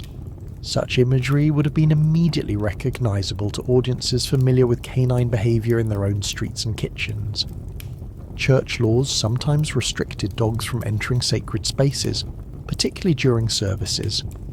This was not always out of concern for cleanliness, though that was part of it. Dogs in a crowded nave could cause disruption, chasing cats, begging for food, or barking at strangers. In some parishes, rules were posted, or at least announced, forbidding their presence. Enforcement was uneven. In small rural churches, dogs belonging to the congregation might slip in unnoticed and curl up under benches while their owners prayed. Monastic life presented a different relationship between humans and dogs. Some orders, especially in remote locations, relied on dogs for practical tasks like guarding property, carrying messages, or even aiding in hunting to supply meat for the community. In these contexts, the dog was both a servant of human needs and, by extension, a servant of the divine mission of the institution. Records from Cistercian and Benedictine houses show expenditures for dog collars and feeding, evidence that they were maintained as valued working animals. Relics and miracle stories occasionally featured dogs in ways that blurred the lines between folklore and faith. Some local saints' legends told of dogs that defended relics from thieves, guided lost travellers to holy shrines, or guarded the sick until help arrived. These tales, whether exaggerated or entirely apocryphal, reinforced the notion that a dog's loyalty could be sanctified, serving as a reminder of divine protection working through the natural world. Living in a society where religion dictated moral codes and shaped public life meant that a dog's role could take on spiritual significance without the animal being aware of it. Whether standing watch at a monastery gate, trailing behind a saint in a painted manuscript, or curled quietly in the corner of a churchyard, dogs became part of the visual and functional landscape of medieval faith. And in a time when symbolism was a primary language of communication, their presence spoke volumes to those who knew how to read it. Markets were the beating heart of medieval trade, and dogs were as much a part of them as the smell of fish and the clatter of hooves on cobblestone. You might be there as a worker, a guard, a scavenger, or, in some cases, an item for sale yourself. These bustling spaces drew every kind of human and animal, and for a dog the market was both an opportunity and a minefield.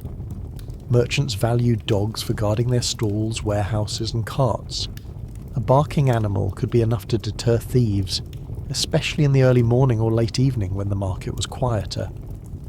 Some traders kept dogs tethered just inside the entrance to their shops, a living alarm system with teeth. Guard dogs in busy markets had to be trained to tolerate the press of bodies and the constant parade of strange smells without attacking the customers. That balance between vigilance and control was tricky, and a dog that lunged at the wrong person could cost its owner fines or damage to their reputation. Working dogs also moved goods. In parts of the Low Countries, small but sturdy breeds were harnessed to carts loaded with bread, cheese or firewood.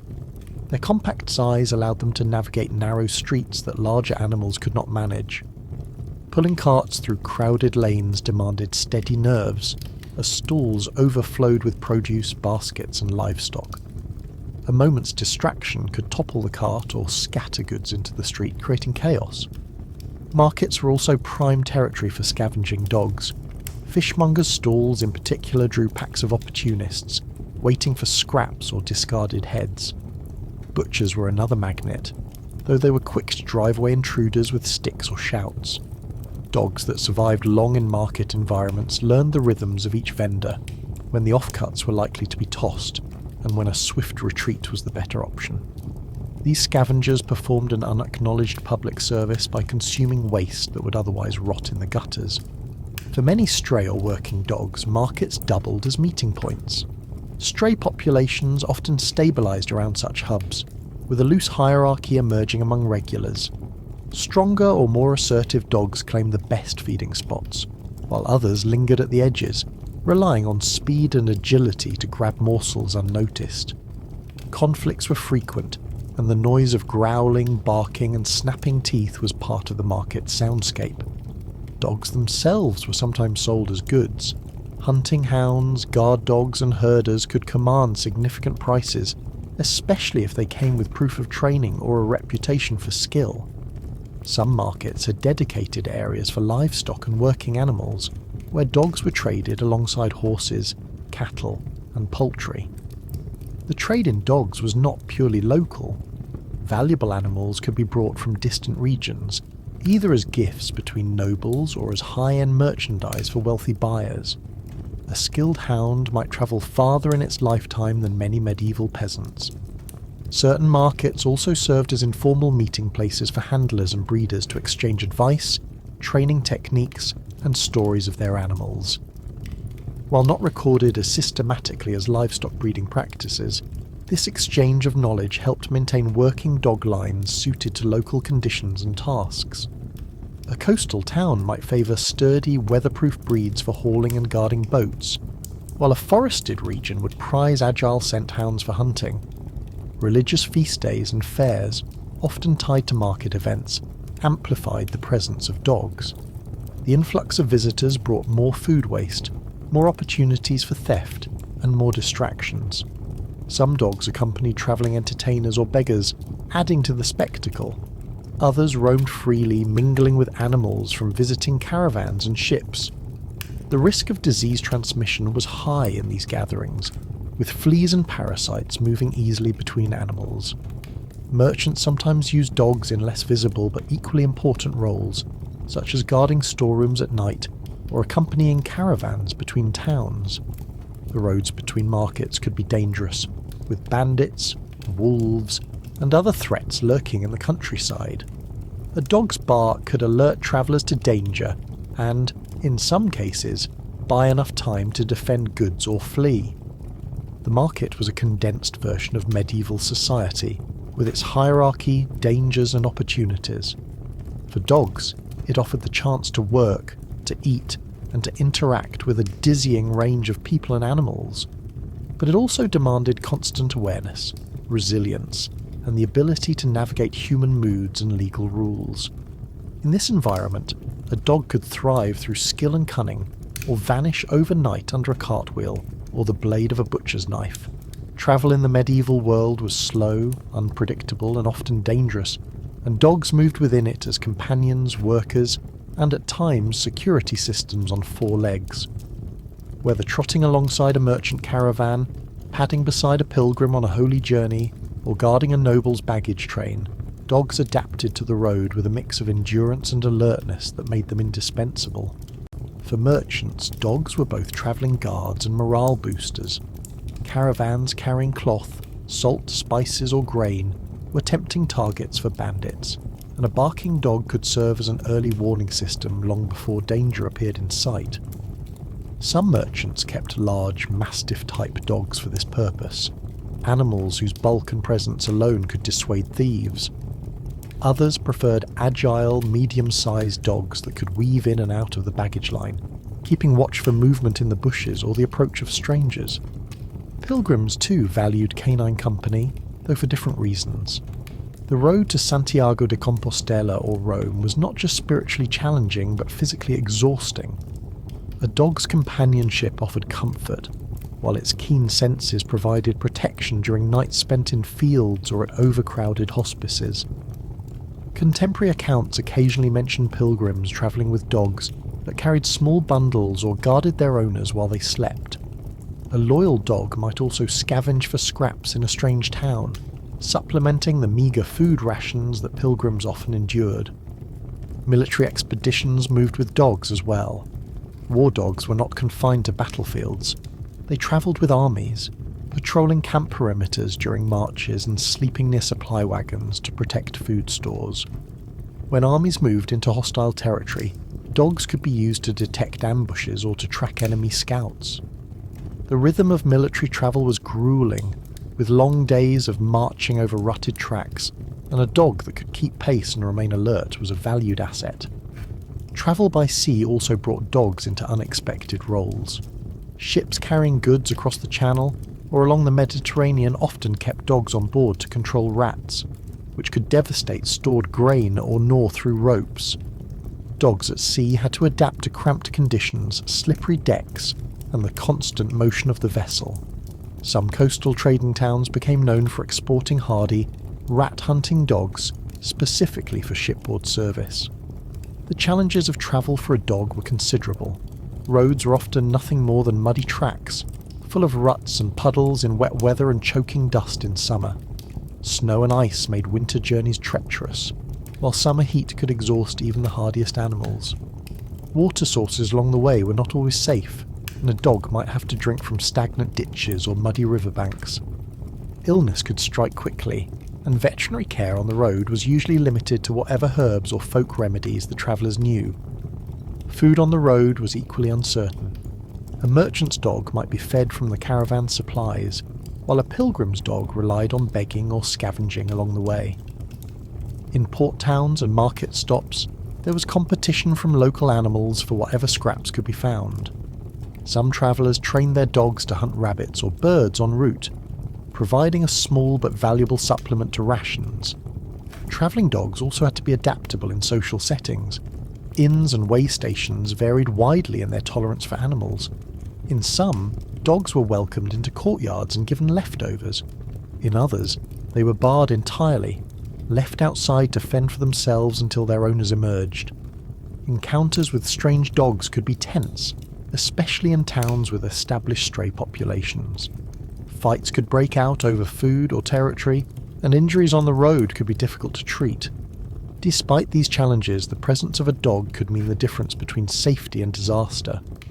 A night on the road without walls or watchmen was less daunting with a dog curled at your feet, ears twitching at every rustle. In the medieval imagination, the dog was a traveller's companion not just in body but in spirit. A living symbol of loyalty on a journey where betrayal, theft, and sudden danger were real possibilities. The road was a place of constant change, and dogs were among its most adaptable travellers. They could leave a noble's estate as pampered hunting hounds and arrive months later leaner, tougher, and more worldly. They could begin a pilgrimage as simple companions and end it as seasoned guardians. For many, the road was not just a test of endurance, but a transformation, one that mirrored the journeys of the humans they followed. Entertainment in the medieval world came in many forms, and dogs were woven into it just as easily as they were into work, religion, and war. They performed in courts and on streets, in tavern yards and village greens, sometimes as the stars of a spectacle, and other times as the comedic relief between more serious acts.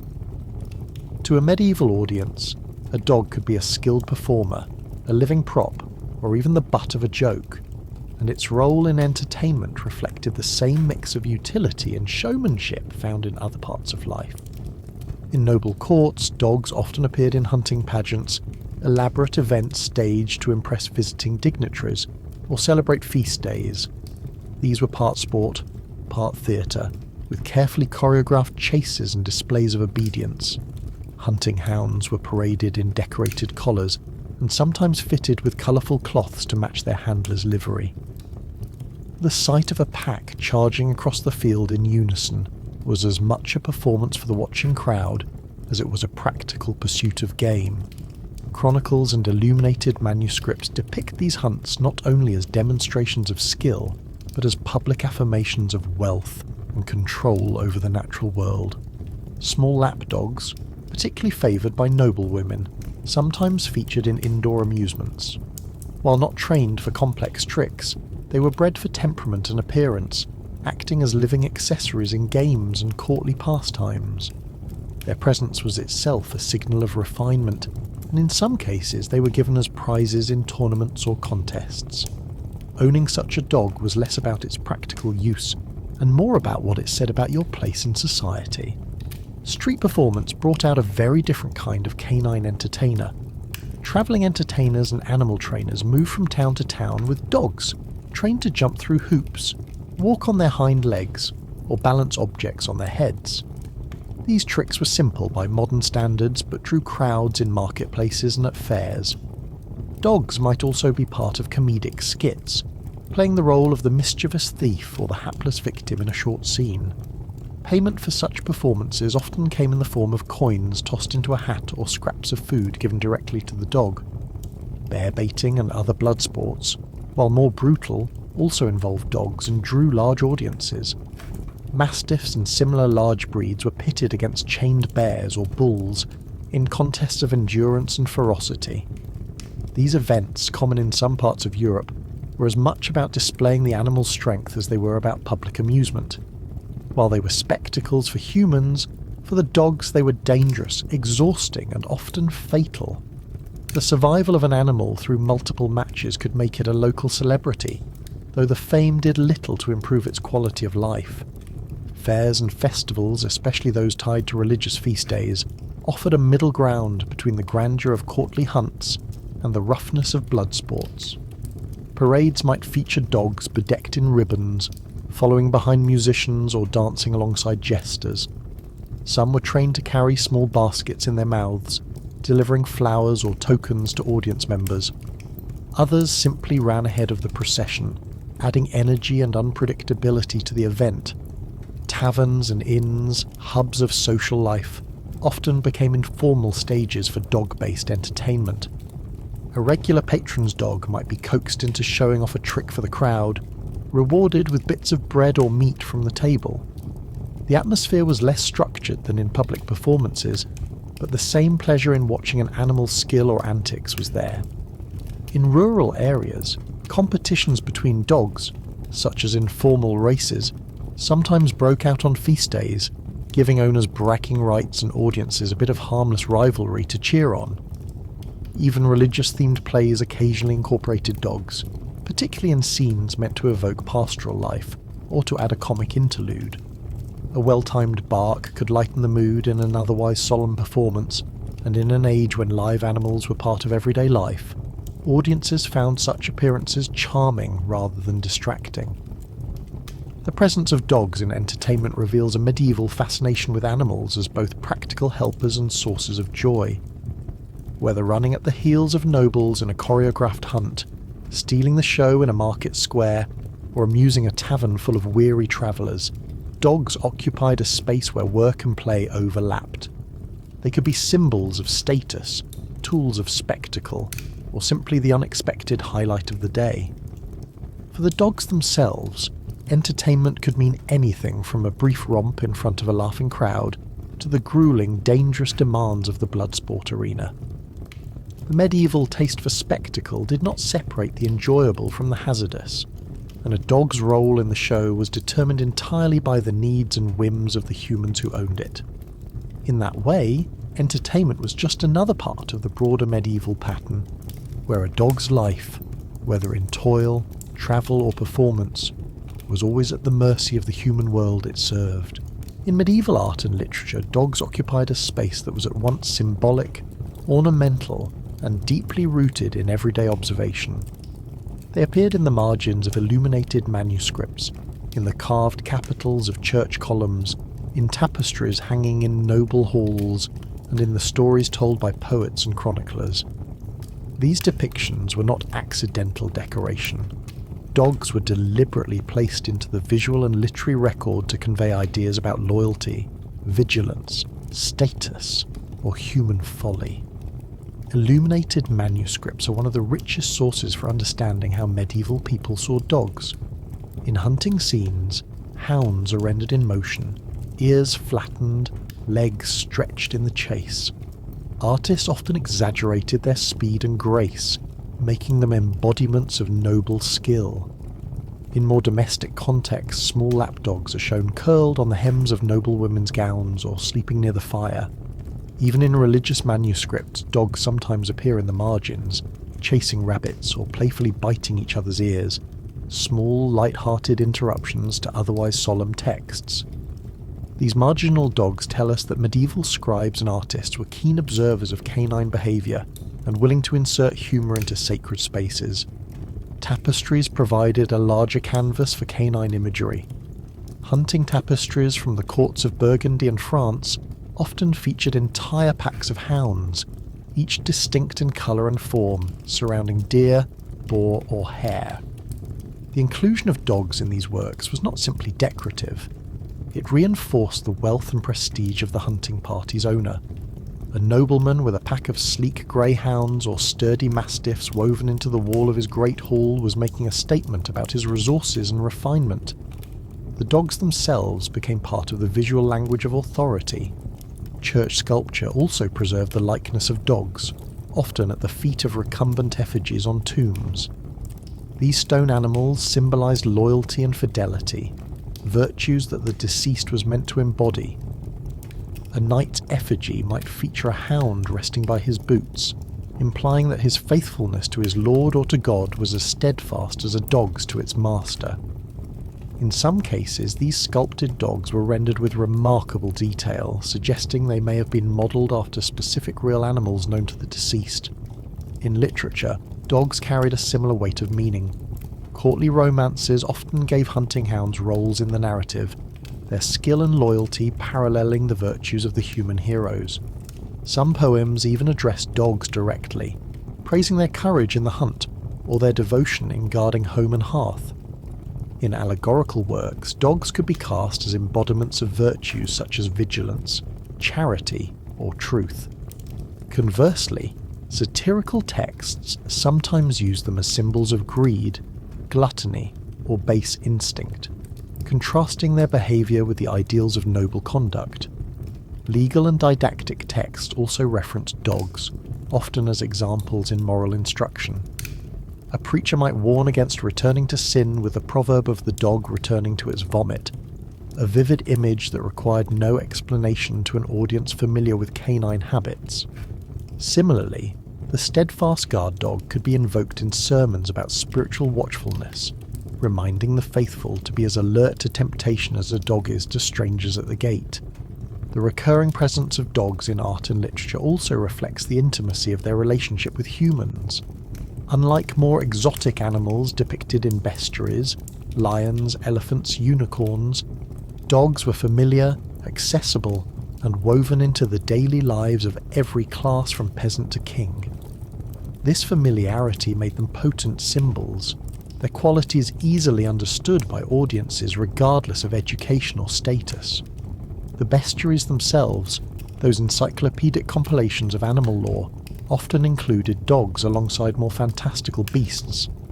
These entries mixed natural observation with moral allegory, noting their loyalty and their ability to follow a scent, but also warning of their tendency to gnaw bones they cannot swallow, a metaphor for people clinging to things they cannot use.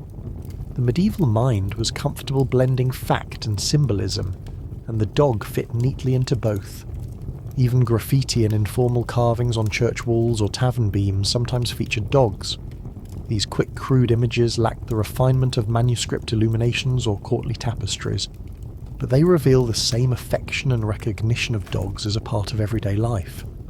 Whether scratched into stone by a bored mason or etched into wood by a passing traveller, they show that dogs were not just subjects for high art, but for the casual, personal marks people left behind. In all these forms, the dog served as both a literal and metaphorical presence in medieval culture. It could be a record of an actual animal, a coded symbol of human virtues and vices, or a playful insert in the margins of sacred text. This breadth of representation tells us that medieval people did not view dogs as simple background creatures. They were mirrors for human behaviour, companions in labour and leisure, and enduring figures in the visual and literary imagination of the Middle Ages. Burial practices in the medieval world reveal much about how people viewed their animals, and dogs occasionally found themselves included in these rituals. While most working dogs were not afforded the same formal burials as humans, archaeological evidence shows that certain dogs were interred with notable care, suggesting a mix of affection, symbolism, and superstition in their final placement. The treatment of a dog's body after death could reflect its role in life, its perceived spiritual significance, or simply the practical disposal methods of the time. In rural areas, especially in northern and eastern Europe, dog skeletons have been found buried at thresholds, beneath floors, or near entrances to barns and homes. These placements appear intentional. One prevailing interpretation is that these were apotropaic burials, acts meant to protect the building from evil spirits or misfortune. The dog, known for its vigilance in life, was believed to continue guarding the property in death.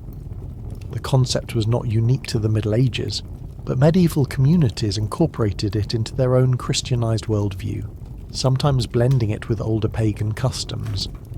Elsewhere, dogs were buried alongside their owners, particularly in the graves of warriors or hunters. These burials were more common in earlier medieval centuries, gradually fading as church influence standardized Christian burial practices. When they did occur later, they were often linked to elite individuals whose dogs had been valuable hunting companions. The inclusion of the animal could be a sign of wealth. Sacrificing a good hound for burial was costly, and a statement about the deceased's status and lifestyle. Not all dog burials carried such symbolic weight. In some settlements, pits containing multiple dog remains appear to be the result of culling, whether from disease control, famine, or overpopulation. These mass disposals were not ceremonial, but they still reveal how closely human and dog populations were intertwined. Outbreaks of rabies, in particular, could prompt the killing and burial of large numbers of dogs in a community. The fear of contagion, coupled with religious ideas about purging threats from the settlement, gave these events both a practical and moral dimension. Churchyards rarely welcomed animal burials, but exceptions occurred. In a few cases, dogs associated with monasteries or churches, often as guards, were quietly buried on the grounds, sometimes in unconsecrated corners or near walls. While official doctrine did not grant animals souls in the same way as humans, their service to holy places may have afforded them a degree of respect. Local sentiment could override ecclesiastical rules, especially in small communities where the dog was a familiar figure. Beliefs about the afterlife sometimes extended to dogs, even without official sanction.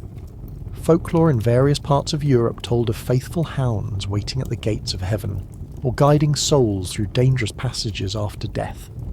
These ideas were more folk tradition than church teaching, but they were persistent enough to influence how some people thought about the loss of a beloved animal.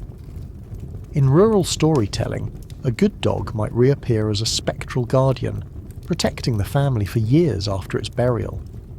In urban centres, disposal of a dog's body could be more pragmatic, especially for strays. City ordinances in some towns required the removal of dead animals from streets and public spaces, and their bodies were often taken to refuse pits or designated dumping grounds outside the walls. There, they would be buried or burned with other waste.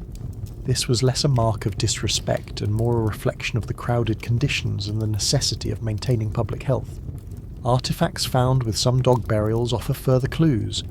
Collars, bells, or decorative fittings occasionally appear in graves, hinting at ownership and care.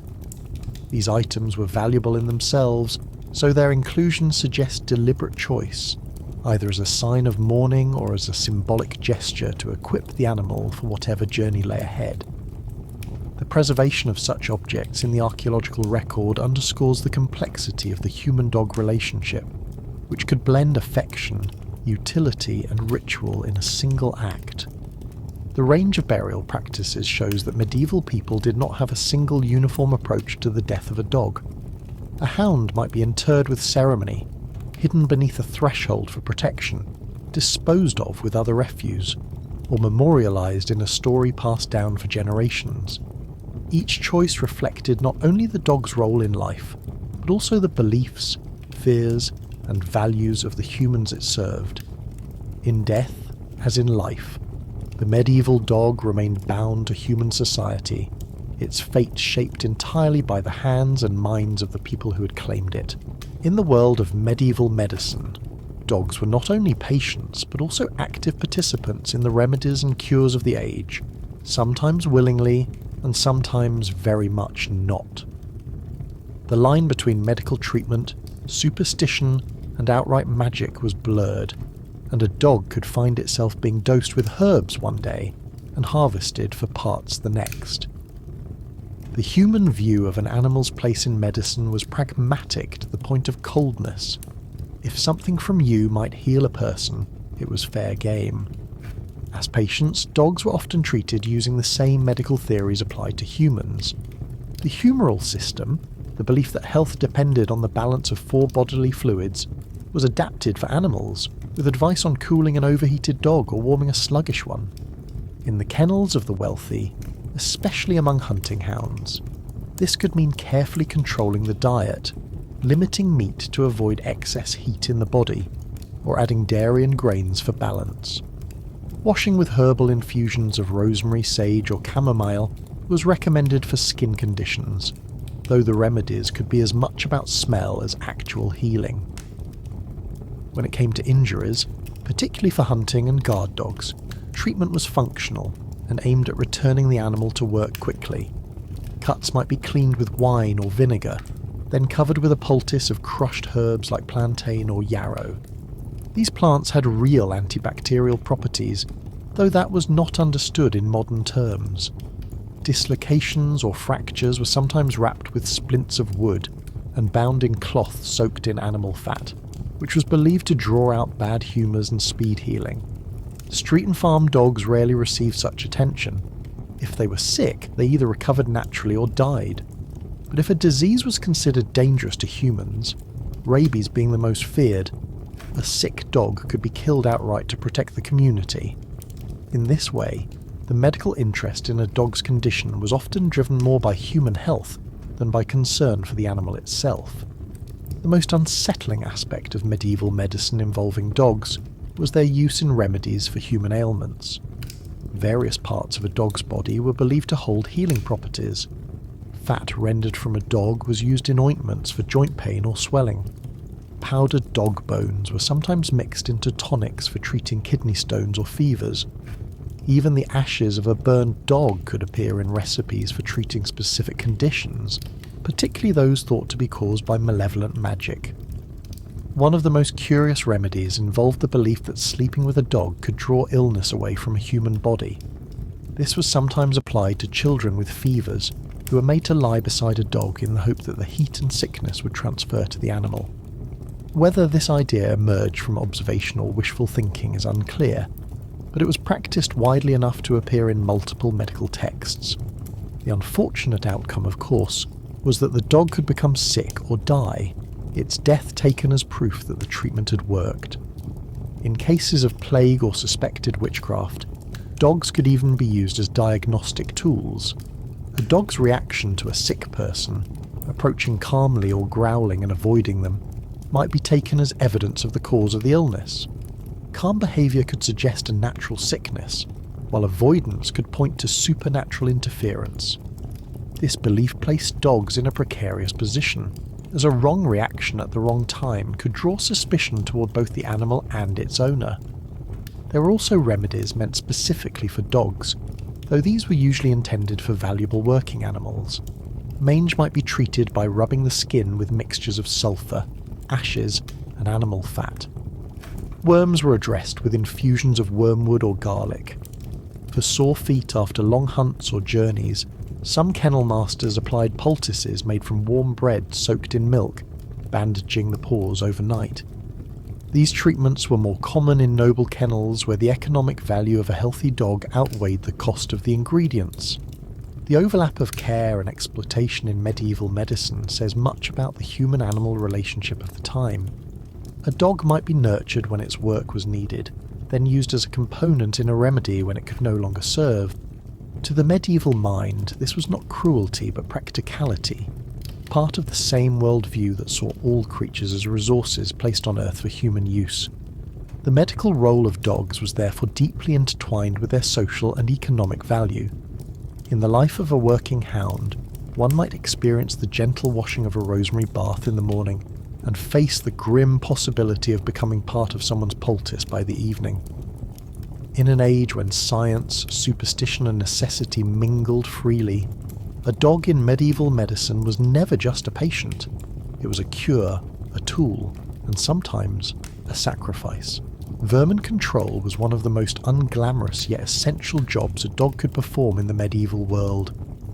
Rats, mice and other pests were constant threats to food supplies, clothing, and even the wooden structures of homes and barns. In an era without chemical pesticides or sealed grain silos, the battle against rodents was fought with tooth and claw, and dogs were on the front line alongside, and sometimes instead of, cats. While cats were celebrated in many regions for their rodent hunting abilities, they were also prone to spending long hours sleeping in warm places, especially after filling their bellies. Dogs, by contrast, could be trained or encouraged to remain vigilant for longer stretches, patrolling storage areas and chasing down anything that scurried in the shadows. Certain breeds and types of dog became associated with this work, especially small, agile, terrier-like animals that could squeeze into tight spaces and pursue prey into burrows. Barns and granaries were primary arenas for this work. Grain was a precious commodity, and even a modest infestation could destroy enough to endanger a family or a village. Dogs assigned to guard these spaces might roam freely during the day, sniffing out rodent nests and be locked inside at night to hunt in the dark. The sounds of a dog scrabbling behind grain sacks or gnawing on a carcass were signs that the pest population was being kept in check. In urban environments, vermin control took on a different rhythm. Dogs roamed the alleys behind butcher shops, bakeries and tanneries, where scraps of food and waste drew swarms of rats. Here, the role of the dog was often informal but still vital. Stray dogs that proved themselves useful in keeping rodent numbers down could earn tolerance, and sometimes a steady supply of scraps, from the merchants and residents in their territory. This symbiotic relationship blurred the line between ownership and wild living. Ships also carried dogs for this purpose. Rats on board could destroy rope, sails, and stored food, creating havoc on long voyages. Small dogs adept at rat hunting were as valuable as cats for keeping shipboard infestations under control. The same applied to coastal warehouses and dockside markets, where constant movement of goods meant a constant influx of pests. The job was not without hazards. Rats carried fleas and diseases, some of which could spread to dogs and humans alike. In the later Middle Ages, during outbreaks of plague, there was little understanding of the role fleas played in transmission. Dogs in heavily infested areas could act as unknowing hosts, carrying fleas from one building to another even as they reduced rat numbers. In other cases, a cornered rat could inflict deep bites that became infected, putting the dog at risk of illness or death. Medieval records do not often single out rat-catching dogs by name, but their presence is implied in household accounts, particularly those of large estates. Mentions of food allowances for small hounds or yard dogs likely include these vermin hunters. Their upkeep was minimal compared to their value, especially in towns and estates where stored grain or expensive goods could be ruined in days without protection. Terrier-type dogs in particular earned reputations for their relentless hunting instincts. While modern terriers are associated with specific breeds, in the medieval period the term was more functional, referring to any small, determined dog that would go to ground after prey.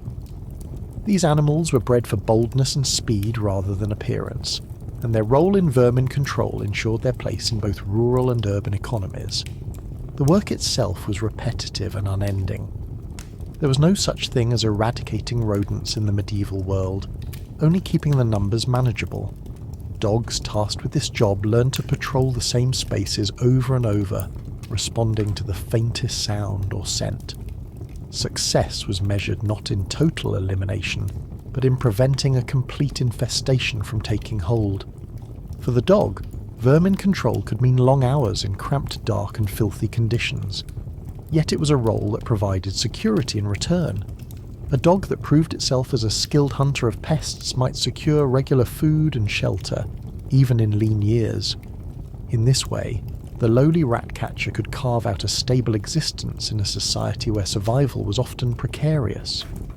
The rodent hunting dog might never be immortalized in a tapestry or named in a noble's will, but its contribution to medieval life was both constant and critical. Without such animals, stored grain would have vanished faster, diseases might have spread even more quickly, and the already fragile balance of food supply could have tipped into disaster more often than it did. In the quiet corners of barns, the shadowy edges of docks, and the cluttered back rooms of shops, dogs fought a daily battle that was as important to survival as any knight's charge or farmer's harvest. The end of a dog's life in medieval Europe could be as unpredictable as its working years. Few animals experienced what we might now call retirement. For most, usefulness was the deciding factor, and once a dog could no longer perform its role, whether guarding, hunting, herding, or catching vermin, its future depended entirely on the attitude and resources of its human keepers. For valuable hunting hounds in noble households, old age might mean being kept in a quieter part of the kennel, fed less demanding rations, and allowed to rest. Some aristocratic owners appear to have maintained older dogs out of loyalty or sentiment, especially if the animal had distinguished itself in the field. Written accounts and occasional entries in household records suggest that certain retired hounds were still named and noted in expense lists, indicating they were cared for until natural death. Even so, this was a luxury afforded to only a fraction of dogs, and it reflected the wealth of their owners more than a widespread cultural norm. On farms, the outlook was harsher. A herding or guard dog that slowed down, failed to respond quickly, or lost its edge might be replaced without ceremony. In lean years, keeping an unproductive mouth to feed was a burden many could not justify. Some dogs were abandoned to fend for themselves, drifting into the ranks of strays that haunted the edges of villages and towns. Others were killed quickly, a decision that to medieval minds was practical rather than cruel. Urban working dogs faced similar challenges.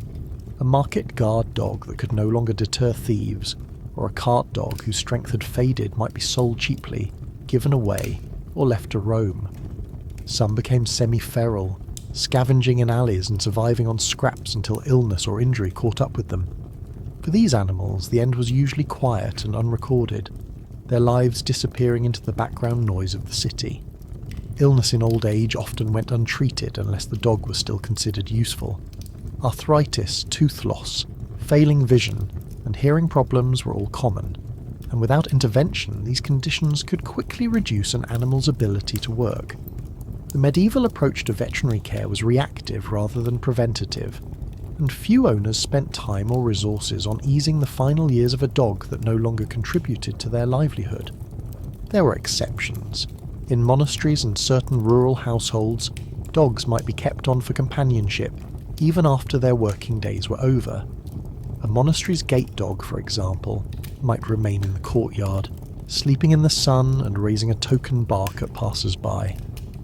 Older farm dogs sometimes took on lighter duties, like guarding poultry or keeping an eye on children, roles that allowed them to remain integrated into daily life while acknowledging their limits. Superstition also played a role in how some dogs were treated at the end of life.